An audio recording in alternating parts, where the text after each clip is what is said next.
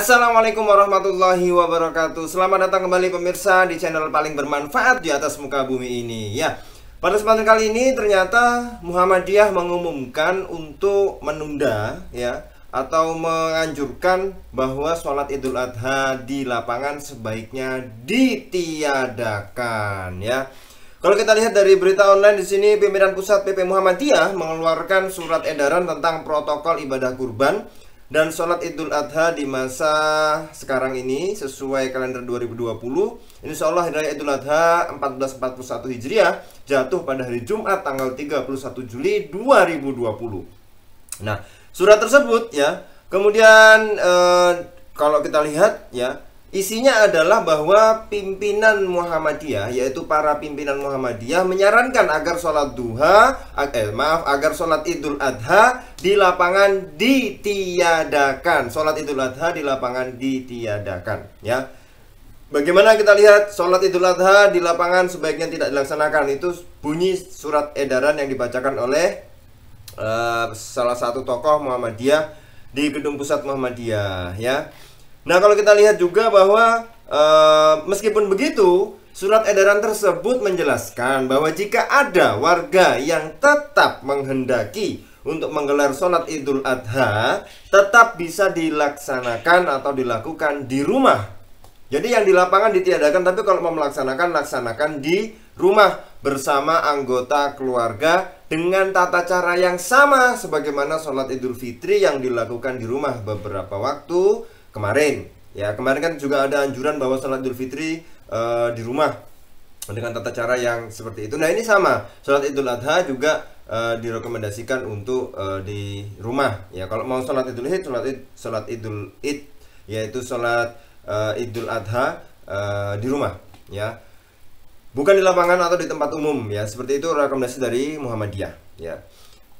Untuk warga yang berada di zona hijau ya, Muhammadiyah menyebut bisa menggelar sholat Idul Adha di lapangan kecil atau tempat dan ruangan terbuka di wilayah sekitar masing-masing, tetapi dengan memperhatikan protokol kesehatan ya, juga harus ketat protokol kesehatannya. Nah, kalau kita lihat bahwa alasannya kenapa? Karena kondisi saat ini belum stabil ya, agar belum stabil untuk melaksanakan sholat Idul Adha di lapangan, maka dianjurkan ditiadakan dan kalau mau melaksanakan di rumah ya. Maka ini memang sebenarnya kalau kita lihat bahwa tidak bersifat mengekang atau bagaimana. Kalau mau silahkan, tapi gelarlah sholat Idul Adha itu di rumah ya.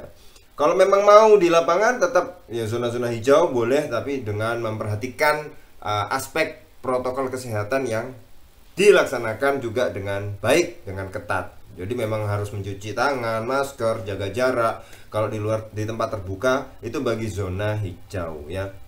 Dan juga jumlahnya dianjurkan kalau menurut Muhammadiyah adalah maksimal 30 orang ya.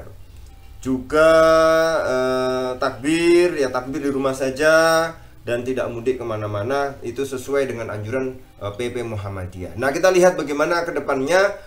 Karena masih bulan Juli, akhir Juli ya, 31 Juli, kita belum tahu rekomendasi dari pemerintah juga dan dari lembaga-lembaga ormas yang lain, tetapi Muhammadiyah sudah mengeluarkan. Karena menurut Muhammadiyah ini masih banyak kita lihat belum aman. Jadi menurut Muhammadiyah sebaiknya sholat Idul Adha di lapangan itu ditiadakan ya.